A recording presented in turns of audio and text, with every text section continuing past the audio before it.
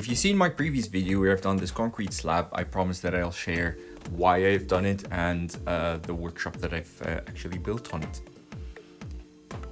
The first thing I've done before my new workshop would arrive was that I've put some damp-proof membrane on top of that concrete slab, as I haven't done that while pouring the concrete, which could have been a better idea.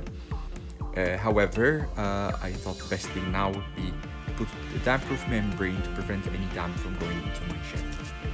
There are so many different ways I can do a workshop in my garden. I've researched the most common ways I could do that. I initially was going to do a brick shed, where I was gonna build 2 layers and have a cavity layer in between where I put my insulation and a construction method like you would build a house. I then realized this is gonna be a lot of work, and if I'm only gonna be doing this on weekends, it'd probably take me about 6 months to finish that build. I then researched all the new ways people are doing with timber garden sheds and workshops, which sounded like the easiest and quickest option. So as you can see in my garden, there's plenty of reclaimed wood that I was planning to use for that. Until I found somebody on Facebook Marketplace selling an industrial room which was being used in factories. It's completely soundproof, completely weatherproof, and it was for a very good bargain.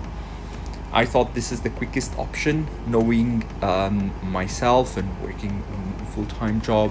I thought this is my only way of having a workshop done before next summer. So they actually delivered it for me as well.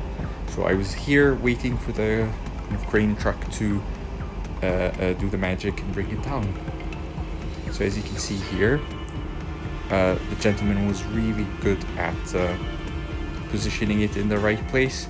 I wanted it at the corner of my slab so I could maximize the space that I use. It took about 45 minutes to get this in the right position, and the garden was ready. The only problem with this room was that it didn't have any floor.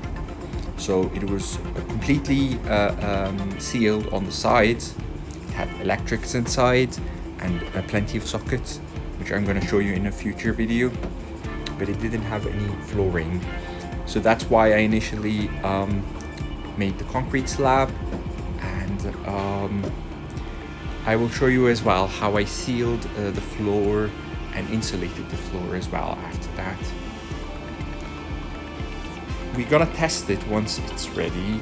So we're gonna test it for sound, we're gonna test it for as well to see how insulated it is.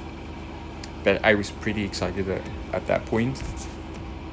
Here we're doing the final adjustments. I was just making sure that it's not overhanging from the concrete slab as well, because I wanted to be able to seal the area and not have any damp going into the insulation. So we're just doing the final touches here. You might be asking, how much did this cost you? The transport, so the gentleman who brought the room down, it cost about £250 to transport this room from about 20 miles away, and the room itself cost me about £1,000. If you think about it, of any other style of workshops, £1,000 won't go too far with either styles. Whether it's the timber shed or the brick shed, you wouldn't be able to do much with that amount of money. And looking at how easy this was and how quick, I felt this was the best option for me. Would like to hear your thoughts. If you're interested to see how I finish this project and how I do the floor and insulation and everything, then please like and subscribe, and I'll share more videos later. Thank you.